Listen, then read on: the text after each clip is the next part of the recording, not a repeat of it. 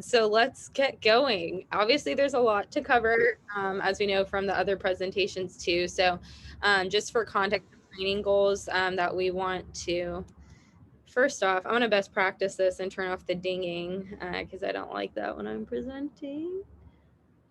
Oh, thank you, Reagan. You already got to it. Okay, training goals. All right, so we are going to just go over a bit about the national events program that we ran here, but then also thinking in terms of how you can apply these concepts to other races, because I think what we did here was very to work with the scale, very much to work with the scale and the very different departments that we already had set up, and that wouldn't necessarily happen on smaller races. You might be running like multiple programs, or you're an OD of an aldermanic and you're running all of this at once. So taking a step back and thinking about how you can apply it there.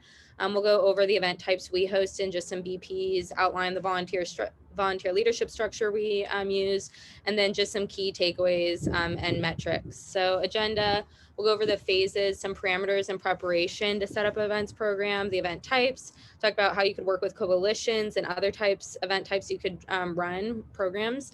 Then we'll go over training, which was crucial as we heard from all of our teams today, and content creation, as our team had to put out a lot of content on an ongoing basis, volunteer leadership, GOTV, and then takeaways. So what is an events team? So this was kind of obscure. This was the line I got when this was all starting, and a bit more obviously, but in this program, it was essentially to develop a national online infrastructure and materials to recruit and scale volunteer hosted events across distributed states.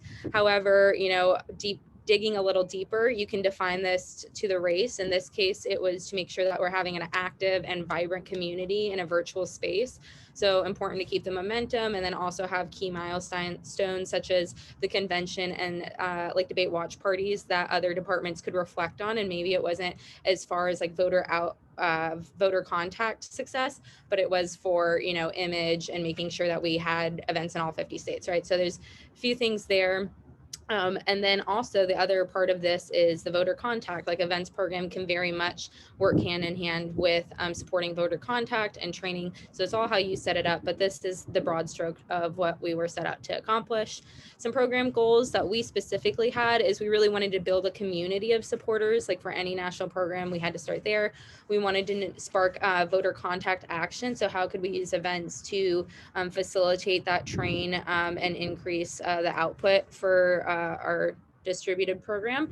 And then we wanted to create the largest volunteer host community event campaign history, or just the community of event hosts rather.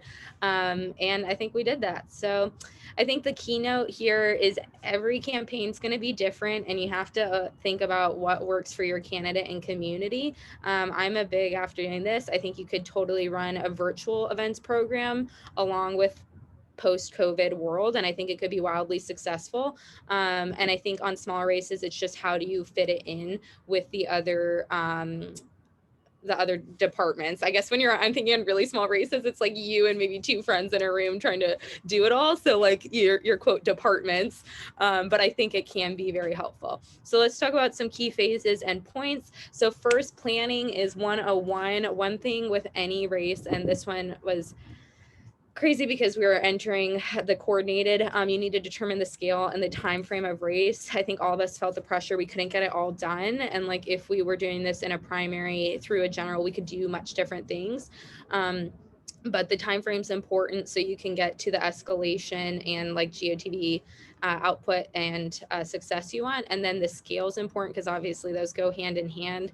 And I think trying to get a grasp on the scale first will help kind of the delegation and set your metrics as you move forward. Being flexible is super important, like for all teams here, but for the events team, it was specifically important because we were reliant on so many other departments to help with anything coalitions related or calls program. We had to be very much in tune with what they were doing, what they were training on, script changes, all that and whatnot. So we were flexible. And then also larger key milestones that are part of a campaign, such as the convention and debates, are totally out of your control. And like you need to just hit those bars when asked. So having contingency plans is something we learned early on, because you might be told you're going to have a wonderful pre-program and like it might get cut. So what are you going to do to make people happy?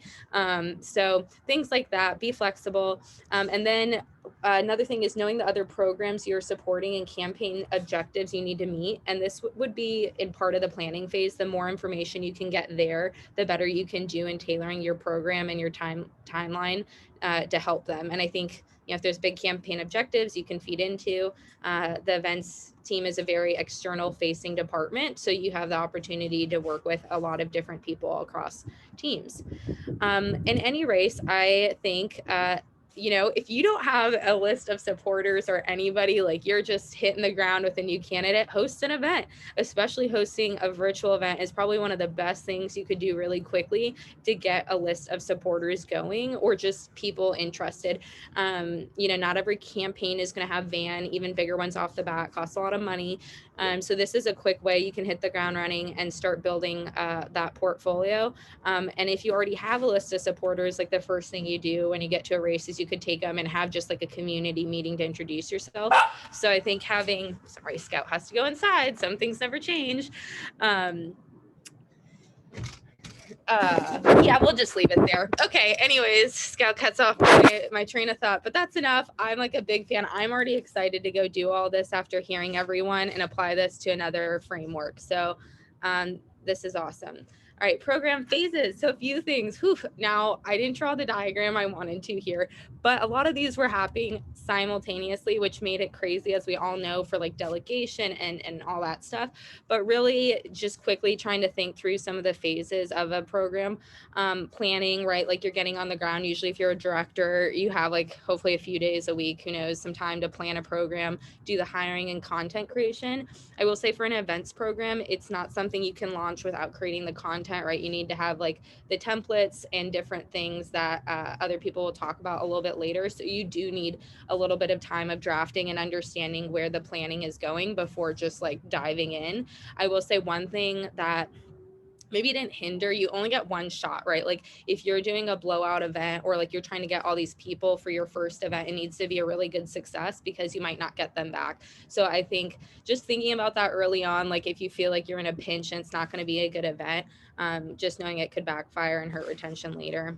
But few things.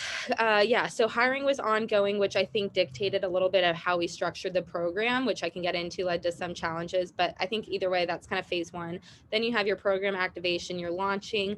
A few things here. This is your early like list building for supporters, and then hopefully some volunteers, you're identifying them. And then in the same phase, you might be launching your action events and training series, such as phone banks. Not that we did this, but postcards. I was also thinking like you could totally own the space of like doing like virtual canvases. Like if you have minivan, you could do like virtual canvas launches and have everyone train and upload list numbers in a virtual staging location. And then in rural areas, they could knock doors and not need to come to your field office. So I think this is totally expandable past COVID, just a little bit creativity.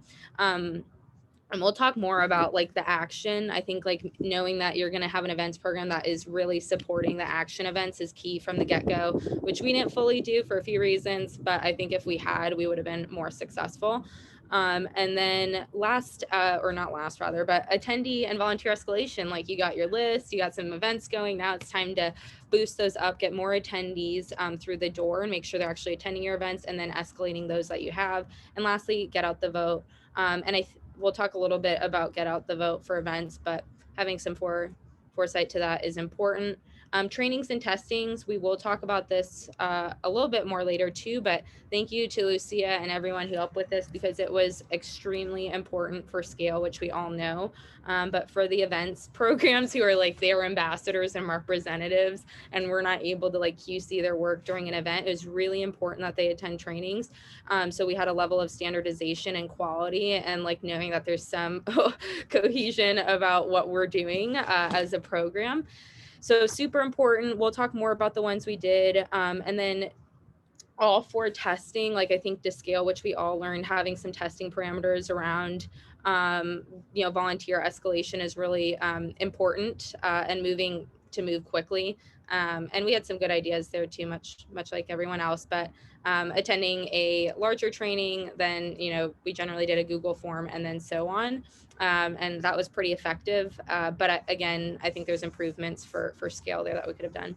Get out the vote. I think answering this question and thinking about it at the beginning of your campaign can be helpful, but obviously through some middle points and towards the end. But we asked ourselves, how can the events program increase support and voter contact needs? And is there other gaps we need to fill? Because going into this, like, the events could be just like fluff, which, we had some fun events and stuff, but we wanted to make sure we were able to support the team in a better way with voter contact, and that's what we had to do. So we filled some gaps, and I think thinking about this, the events team really can do a lot to bring everything together.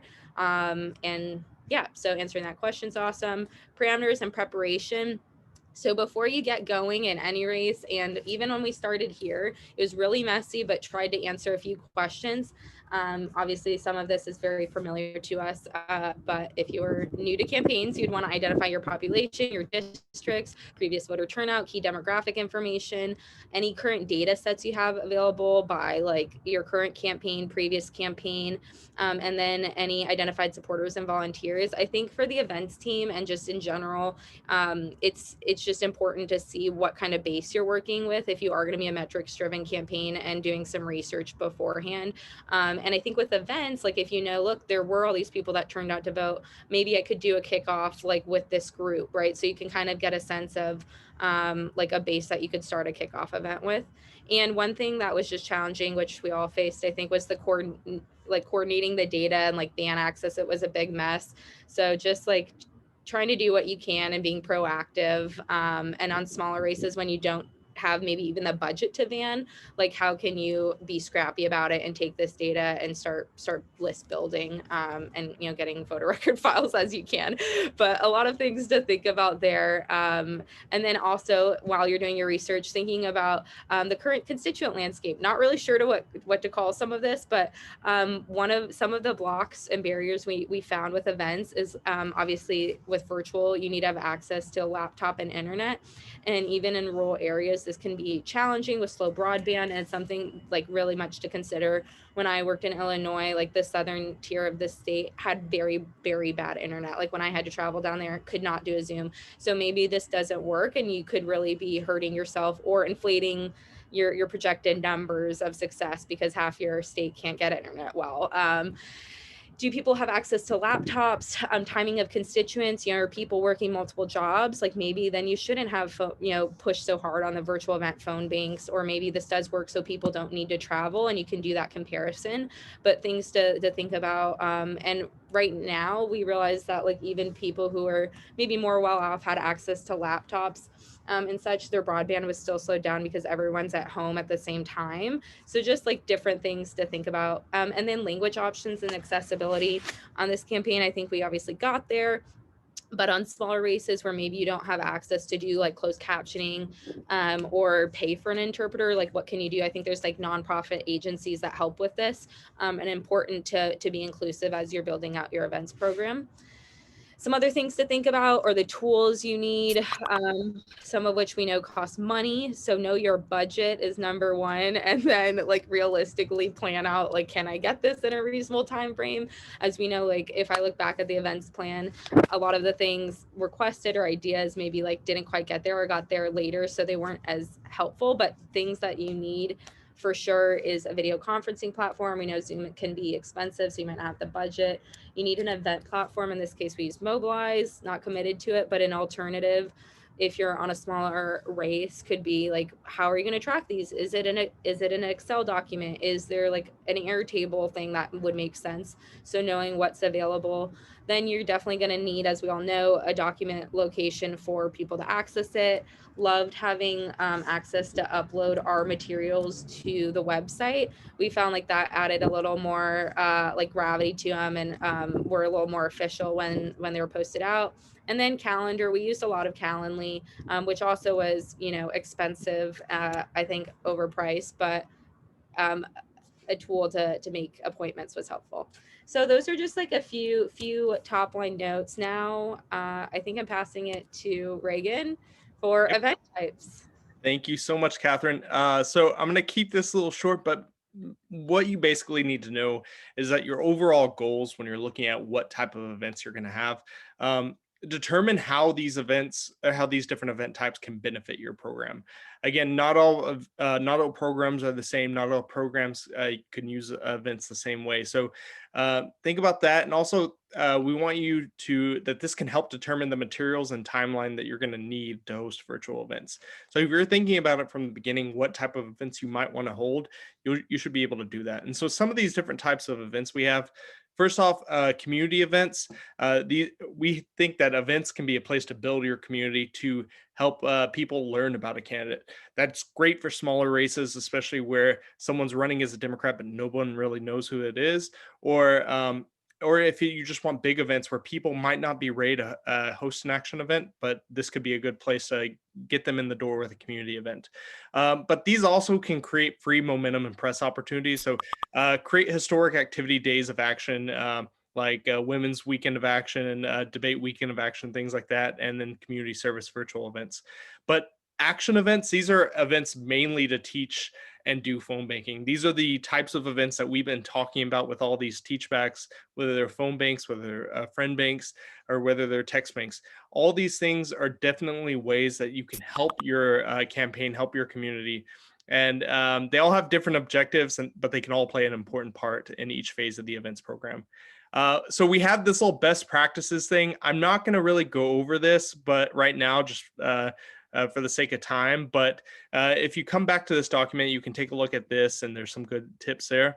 But one of the things we did want to address is something that you're going to see in almost every campaign that you go into are doing these phone banks, where some of them can be really large phone banks, which can be a little bit trickier to manage. So basically, the format that we found that really helps, that really can make it as easy as possible, is set up your team where you have your lead trainer as the co-host. And again, having your lead trainer as the co-host is important, because if you're going to need breakout rooms, you're going to want your breakout room captain who isn't the one actively teaching through the slides or anything like that. You want them to be the host so they can be the one directing people into breakout rooms. Also, experienced breakout room lead, somebody to be in that other breakout room ready to help people get up and going on the dialer if they're an experienced phone banker. And then a good number that we've kind of seen is you need about one phone bank captain per 25 attendees. So if you think there's going to be 100 people at your event, try to have 4 phone bank captains there, because that's going to really help make sure that you have enough people to constantly be there to help answer any questions.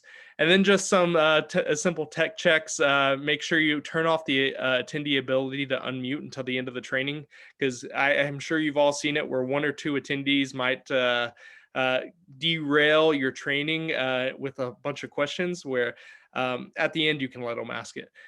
Turn off those arrival and exit Zoom sounds, and then make sure that you also share out a document with the phone bank captain so they can share specific links during certain moments of the training. So everyone will have what they need and that you can keep going. But if you take all these steps, if you do all these things, it's really going to help you host the best large phone bank possible. So I'm going to turn it over to Serena to talk about coalitions and other event types. Thanks, Reagan, and hi, everybody. Okay, so with coalitions, there were really 2 main goals that we had when thinking about, in addition to all the great events that Reagan had highlighted, what is the purpose of building up coalition groups, or really narrowing in on different identity groups. And the first goal was to engage and escalate various groups who may not traditionally participate in a campaign events program. So really trying to do that active outreach, whether that's for parents or women, people of color, etc. The second goal would be to increase attendee turnout to our traditional action-oriented events. We found specific success when creating phone banks for different groups like people of color, or targeting them at different campaign moments like the debate watch parties or even around Halloween time. So just something to note of, the campaigns can be a lot of days, and how do you continue to fuse those days with markers of special events.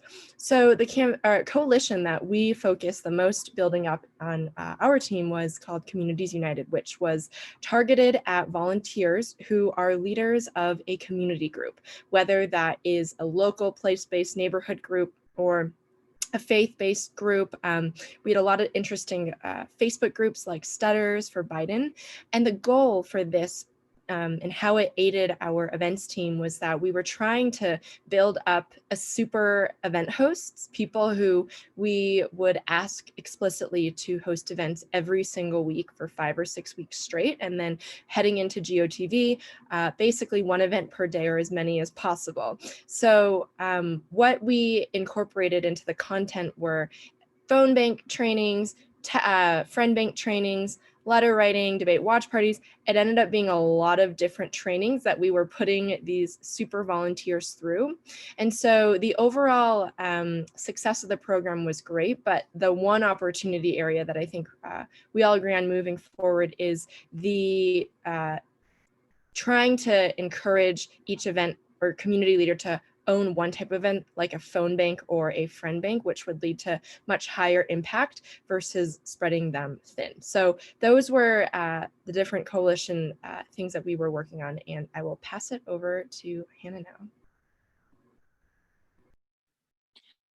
Hi, yes. So Serena already kind of touched on the training fatigue aspect of this, but I will go into that in a second. Basically, we all did trainings, so we're all pretty well informed on this. So I'll go through this pretty quickly.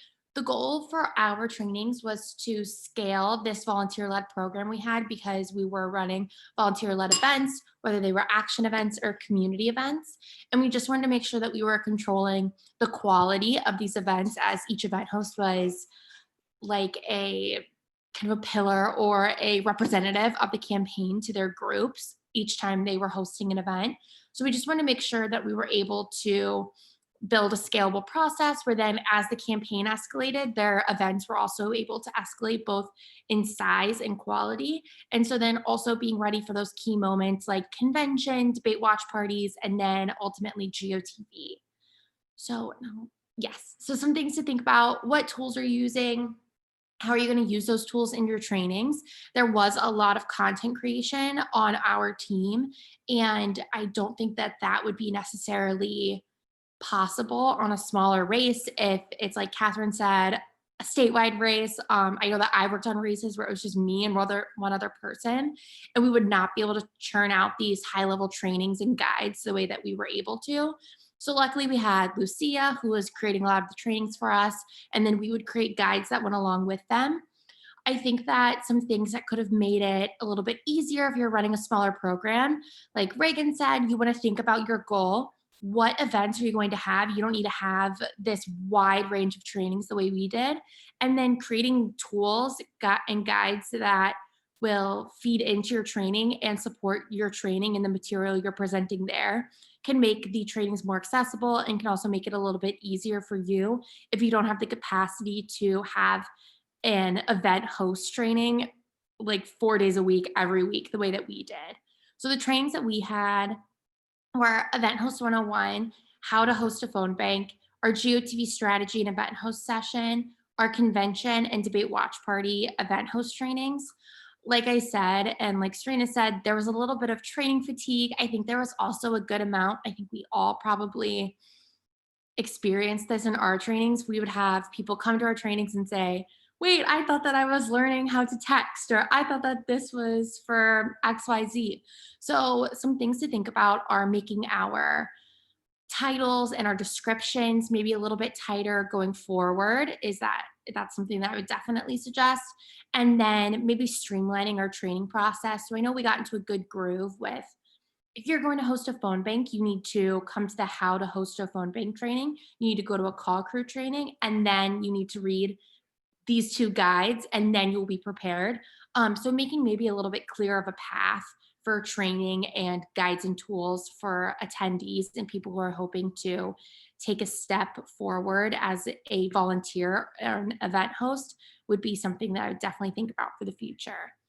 So now I'm going to talk quickly about content creation. I know we all did a lot of this on each of our teams. I think that we did a ton of it because we had different events that were coming up, like that debate watch party or convention, and the tools would kind of change with our different directives or with different goals that we wanted to meet with our event hosts.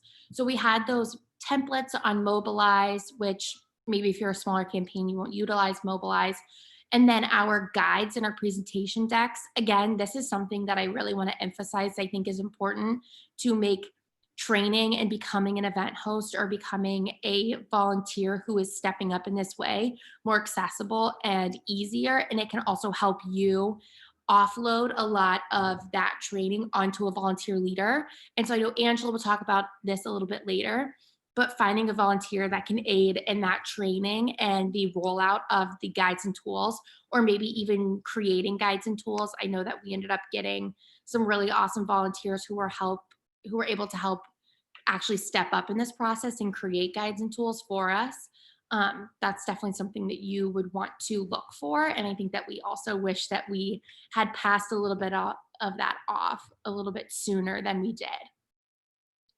So now I'm actually going to talk about this at first. So our volunteer communication channels, our main two were Help Scout and Slack. I manage the inbox for our team. And for those of you here that also manage the inbox for your team, there was a little bit of a learning curve with how to use the tool of Help Scout and how to best manage an inbox. So the goals there were fielding the questions from volunteers, aiming for quick turnaround of response times, and then also, I know our inbox was this way. I'm sure a lot of your inboxes were this way. A big chunk of the emails that we needed to work on were actually rerouting them to the correct team or the correct inbox. And so some key tactics that we ended up using were the auto reply. Once I set up a solid auto reply, that helped take a lot of pressure off of responding to yard sign questions, for example. And I covered FAQs in that, and I also anticipated needs.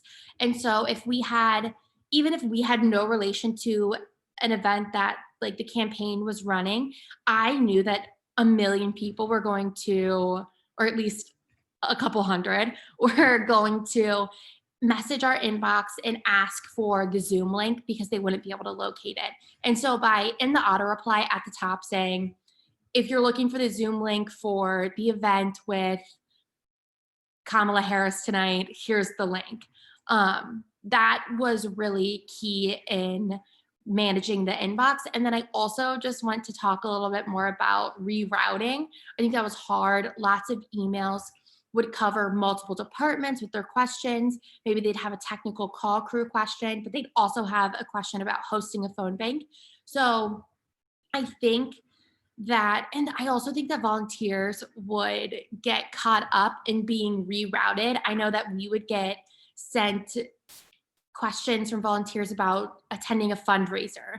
And so maybe the finance team would send that to us. And then I would have to say, I'm sorry, I have no idea about that event. I'm going to have to then pass you over to the fundraising team.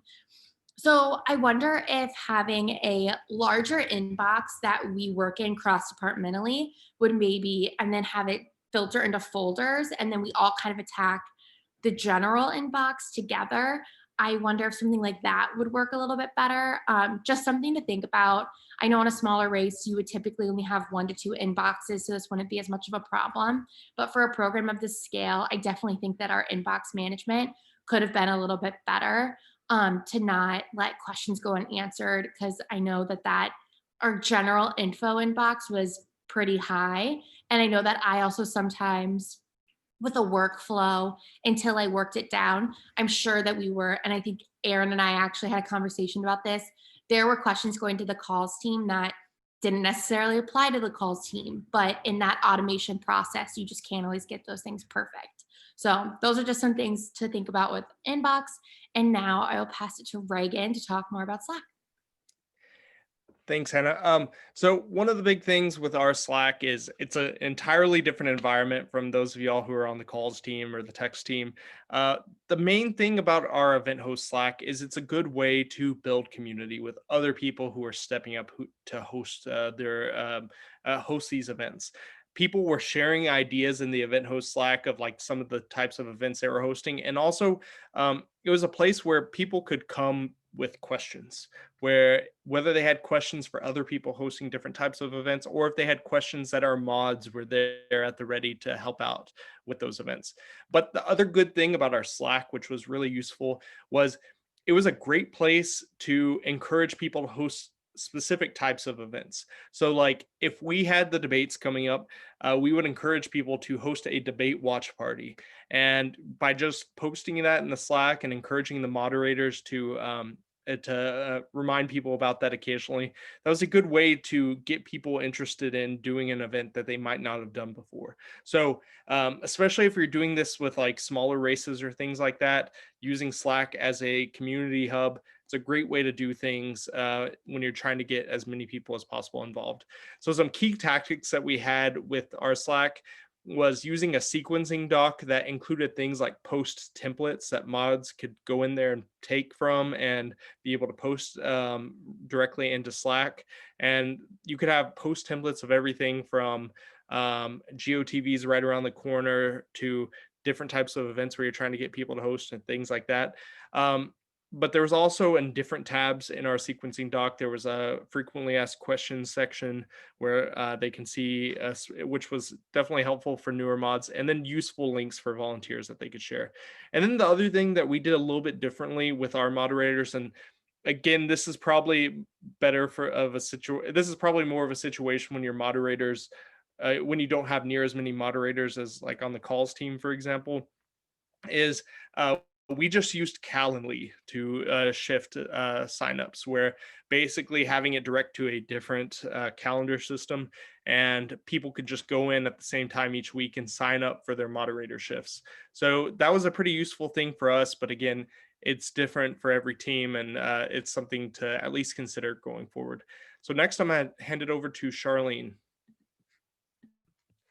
Hi, so P2Ps we use to boost turnout to events, to increase the number of event hosts that we had. So since we were running a smaller P2P program as a kind of an aside from the larger P2P team, what we really had to do is we had to choose our targets wisely, really be conscientious of the fact that it was just a couple of folks who are sending these texts, not a whole volunteer team who could do it. We would also be strategic about we want to, if somebody declined an event invitation, we would have kind of a tracker of all the upcoming events that we had. That way we could push our P2P targets to another event if they declined that invitation. We also use these P2Ps just make sure our event hosts really felt supported, like it was like the one-on-one experience. And we also used our P2Ps to really express gratitude. We felt that that was like a key principle of our P2Ps, like gratitude for hosting events, gratitude for attending events. Our one pro tip from this experience is since we started these P2Ps quite a bit later, I joined the team maybe a month before the election, that ideally you should do this from the very beginning. Do not wait till essentially the GOTV period, which is what we did. All right, pass it on to Angela. Volunteer leadership. Yay, our volunteers. We love our volunteers. Everybody does. And, they're our best ambassadors. And what we've seen consistently through every team's presentation is that is the case. They're the heart and soul. We couldn't do this without them. That's certainly, the case here with our volunteer leaders. Seeing the level of commitment that and engagement that they had was, remarkable. And I think we've all made like lifelong friends from it. Our most structured volunteer leader program was our REVEL program, Regional Event Volunteer Leaders. We had a little over 70 in total, and they represented more than nearly 30 states. So that was really good that we really did have a national volunteer leadership program, and that meant that they could be tapped into the national strategy, not only for the campaign, but for the national events team, knew week to week what our objectives were and action items and priorities. And then they could take that to the front lines with the event hosts in their own state or area that they're in contact with. So, the key responsibilities of a Revel was that they would offer support to existing event hosts. So making sure that there was, addressing things, anything from the quality, flake rates, how to better promote your events, things like that. Recruiting new event hosts. We did a lot of the sourcing of new event hosts through our own national trainings, but as our Revels were, communicating and building their own networks, they could bring in new event hosts. We did ask our Revels to host their own events throughout the campaign, and there was a variety of there. They were able to use their own passion points and host community events. They were able to demonstrate leadership not only to the event host community, but even within their state. That was something that was super rewarding, is just to see how they were empowered to work across other volunteers within their own state and kind of take some leadership.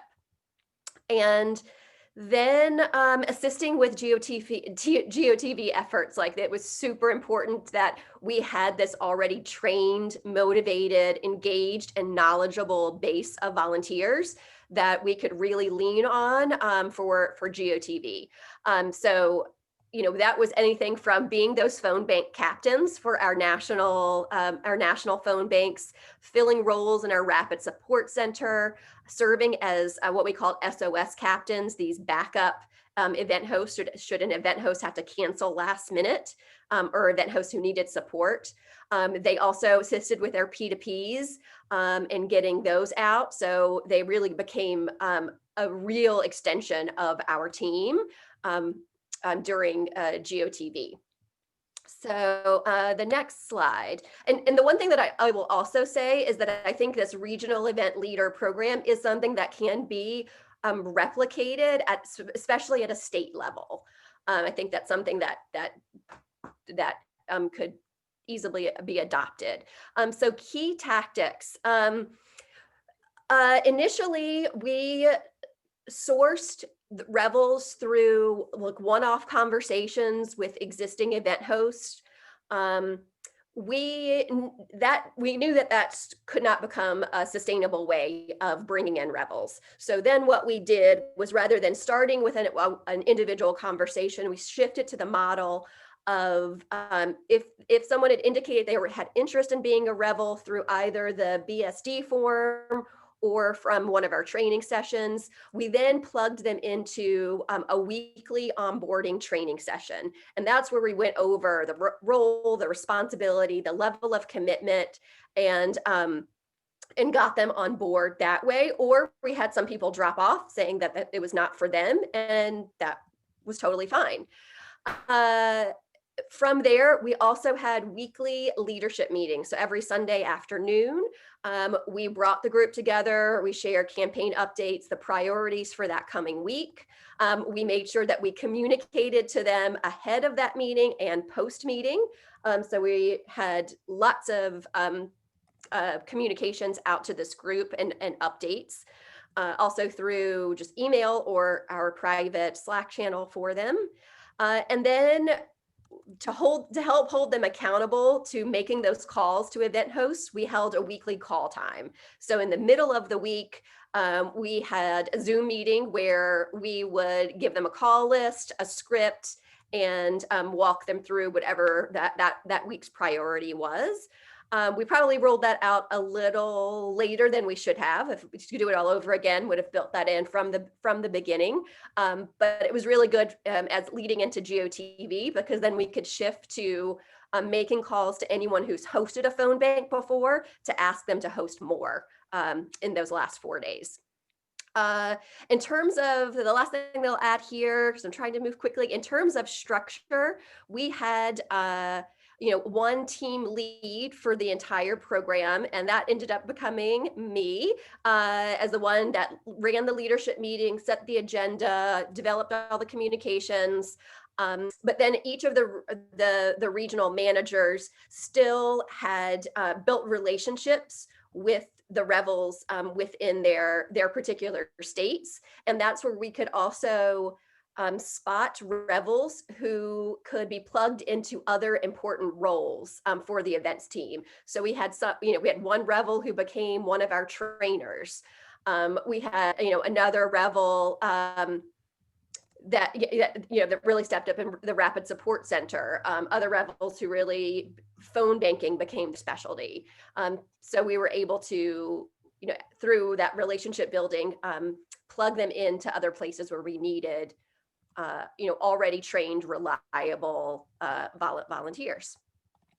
So I'm going to pass it to Charlene for all of our data. Woohoo! Okay, we can go to next slide. So when we're doing data, right, the two main buckets of things that you got to track are basically events and attendance, and also your volunteer leadership pipeline. And then furthermore, you would want to break down these two buckets to inform your strategy, to figure out where your gaps are. You would want to get a breakdown by state, or if you're running like a local race, by region types. So are these mostly action events like phone banks, or are these mostly community events, to get a sense of where you're at? And then, of course, you also want to get a sense of signups versus attendees to get a sense of your flake rate. For volunteer leadership, you also want to get breakdowns by the types of volunteer leaderships, roles that you're fulfilling, and also their status in the pipeline, so to speak. Some best practices that we learned over the course of this program is, while it seems more obvious to track these sort of top line numbers, the other thing is you should actually also track when event volunteers take action. So what does this mean? It means, for example, like in the chart below, you can see is you don't want to only just track the number of events that you have. You also want to track when those events were actually created. So this sort of illustrates, we have a graphic here of like for each date when certain, how many events were created on these dates. And the reason why this is helpful for you is in running an events program is it actually informs what program tactics are working. Just an example, we had a training on the 12th, we sent a P2P blast on the 18th. You can see how there's an uptick, and you want to track these sort of things like when signups occurred, when events were created, rather than the actual date of when the event is occurring, to get a sense of what is effective. The other thing is that we found is, especially with data, you want to make sure that everybody's on the same page in terms of like defining metrics, and also making sure that you match your metrics with like your kind of workflows within the team. So as an example, Mobilize, for instance, has a definition of events that was different from the definition of events that we had in our kind of dashboards. And you have to make sure everybody's on the same page. This is a workflow that you can see kind of demonstrates when we were tracking, like for the rapid support captains, made sure everybody was on the same page in terms of when in somebody's workflow is a rapid support captain considered a prospect versus confirmed versus dropped. That way it's totally clear to everybody when that status flips and when your data dashboard is updated. So just want to read out some final metrics for our team. These are our top lines. We had 14,200 events nationwide. 7,600 of those were phone banks. In total, we had 1.87 million signups, 460,000 attendees. And in total, we had 138 total volunteer leaders. So pretty great. Wonderful. All right. We are now going to talk about GOTV before concluding with our key takeaways. So GOTV for us really meant getting all of our event hosts and more to host phone banks. So in terms of the metrics that we used to track success, they were first the number of dry run and GOTV events. Again, most of these were phone banks. And then second is tracking GOTV volunteers and open shifts as a way to indicate unfulfilled need or the amount of help that a lot of our phone bank hosts would need. And so we created 2 new roles, SOS captains and rapid support captains, to help lead our rapid support center, as well as just be on call for any phone bank hosts whose events they needed extra support with. So we tried to be smart with our data and tracked hourly breakdown of number of GOTV events happening, and then tried to adjust for the number of rapid support shifts based upon that. It wasn't a perfect lineup, so that there's still a lot more learning that can be done. And then second, we created volunteer pipelines in Google Forms, which Charlene linked to Google Sheets, to also track our shifts and signups. All right, next slide, please. So in terms of national events and phone bank, so in addition to having that foundation of the Rapid Support Center, we as an events team hosted 23 national events during that final week of GOTV. These major successes, really, one of them was our nightly GOTV volunteer celebration calls, which many of you took part of, so thank you for that. This was so important because we really saw so much of culture building being seen and demonstrated in these final 4 events, where you would have all these volunteers sharing stories, the chat box was going crazy, and really just such special moments where people were really brought together and felt like they were participating in a real national community.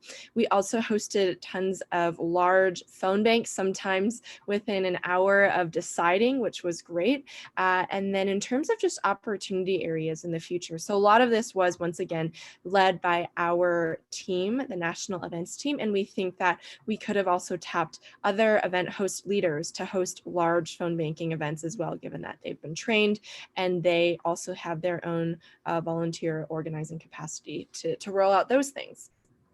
Okay, and then in terms of rapid support centers, so in the 6-ish total days that we ran this, we supported 2,754 people through this Zoom line that was staffed from 8 a.m. to midnight Eastern over the course of this full day, 4 to 6 days. So we had over 100 hours total of time spent on the Rapid Support Center. This was something that we totally would recommend that future campaigns adapt and even replicate sooner. So we really launched our efforts during dry run, but this could have been beneficial to other weekends, especially running off of any big moments of any future campaigns. And then we also trained up the 2 different roles. The rapid support captains were essentially our really expert phone bank hosts who just jumped in, and also it was a great time to build culture for those volunteers as well. So that was a major success, and we really would recommend doing that as well. And now let's take it home with key takeaways with Catherine. Ooh, wow, that was great. Thanks, everyone. We'll keep it quick for questions. All right, timing. Whoa, wanted to point this out about events. Unlike a lot of things, you really shouldn't stand this up when you're having volunteers host events. I know we talked about within an hour we can stand one up, but the timing for a successful events program, I mean, how you plan out makes or breaks it really. And just to give it some context, you need time to create the content, in our case, legal. You know, there's like all these barriers to even get to the point where like 2 weeks out you could launch this event or know that a week in action is going to be successful. But 3 days at the that's a tight turnaround. Like hopefully you have a week to plan materials and really enjoy the process. Then 3 to 7 of recruiting hosts. So in a lot of cases, as we mentioned, you need to invite them to a training before just saying like dive into this new content. So ideally you want to get to a max capacity, maybe have a surrogate. That takes time. And then on top of that, like the one thing we didn't highlight here so much is getting attendees. All of this is worth nothing if you don't support your event hosts with getting attendees, which can be done through P2P and other factors. But it takes time. And I think for a successful program, like your department needs to know that, but so does all the departments you're working with. So if you're working with another team to like put on an event, or the surrogates team, like you need to account for this and make sure there's less wiggle room, even in the sense of like sending text, right? Like if you're recruiting and you do that like a day or 2 late, that could really dampen the impact of your actual event. And that was something we saw happen a lot. So for an events program, thinking about how much can you do in-house, and then like again, what are your contingency options here too? But that's super important. few other things to do. Like an events program is only as successful as like I think it is helping the other teams here. So being in very close communication and even planning with your verticals and other departments with, and having ongoing communication and debriefs about how events are working or like what's new in your department. Is there something I could include here? And then, planning volunteer leadership. I think one thing, just takeaway, I think all of us at a certain point were like gunning for a lot of volunteer leaders. And I think there could be more cohesion because a lot of the tools that, a phone banker did could have applied to just being a phone bank host or a leader in the sense. So would think about when you're especially on smaller races, how are you going to divide up the pool of potential like leaders themselves? Like, do you need this many for calls, right? Because you're working out of a smaller base, you might not have thousands or P2P that you can recruit from. So be very intentional about that. And then another one is for the events team. I think it's really important to have as key milestones occur or like you need to do a pivot within the program, make sure there's like space for collaborations across departments, so you can kind of reset and make sure everyone's on the same page, because as we mentioned, we're a very external facing department and it's challenging when you're caught off guard in a event and you didn't know that like another department just said X, Y, and Z. So really good to be open and transparent. A few other things to consider. Some things we learned, don't commit to a regional style. I think when we went into this part, because, for budget or whatever, they're regional managers.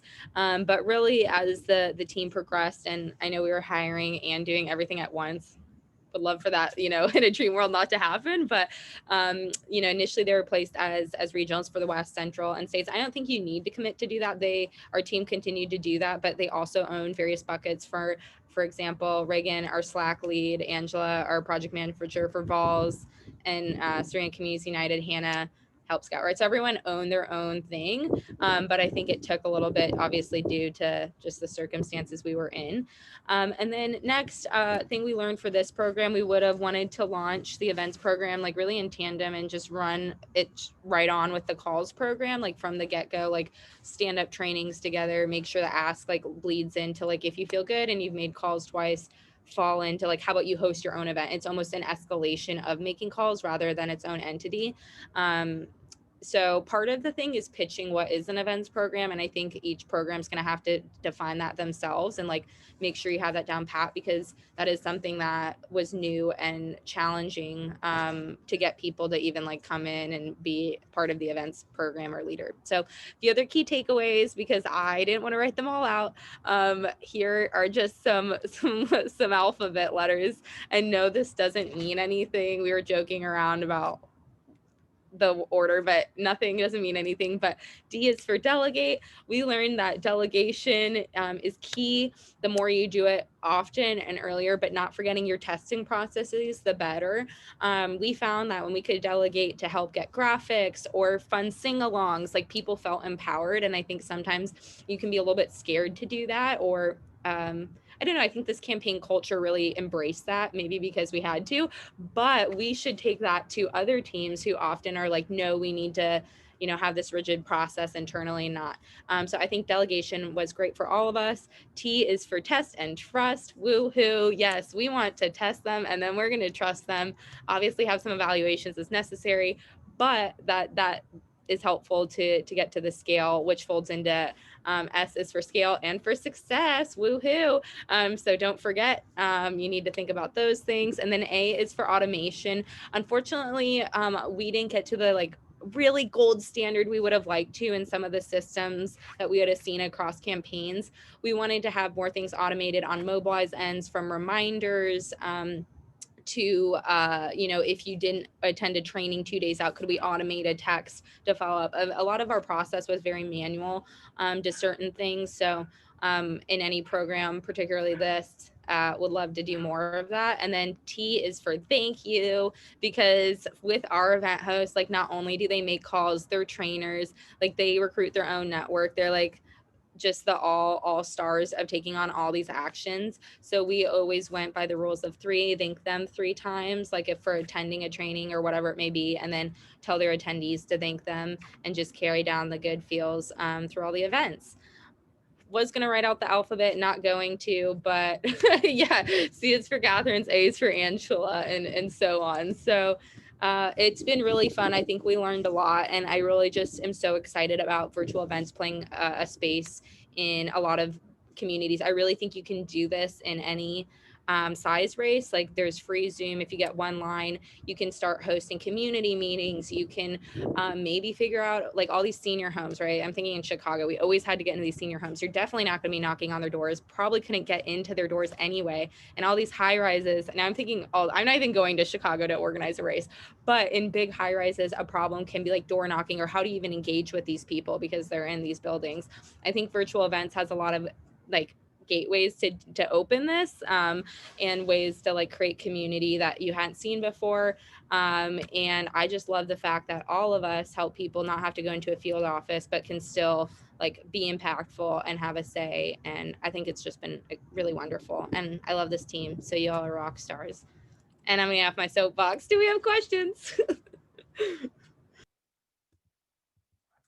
Hester, one of the things I wanted to talk about is we told this to our attendees from the very beginning in a lot of our trainings, like with that Zoom time limit, that was a big thing for a lot of people. So I think going forward, you just tell them as soon as it kicks you off, as soon as it's about to kick you off, you tell your people hosting events to just have all of their attendees click right back into that same link, because when they click right back into the same link, the timer starts over. So they don't need to pay that money if they don't want to, but there are ways around that time limit.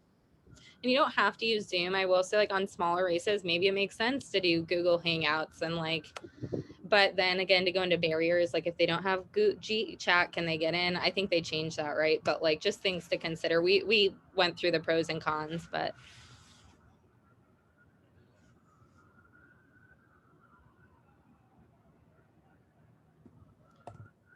all right. Well, I know everyone's antsing to get off. Nate, do you have any questions or anything else?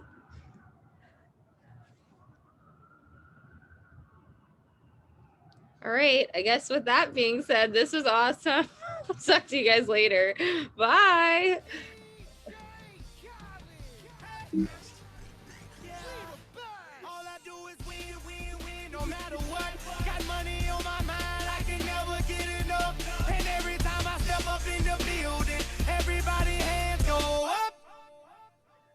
And they stay there, and they say yeah, and they say there. Cause all I do is win.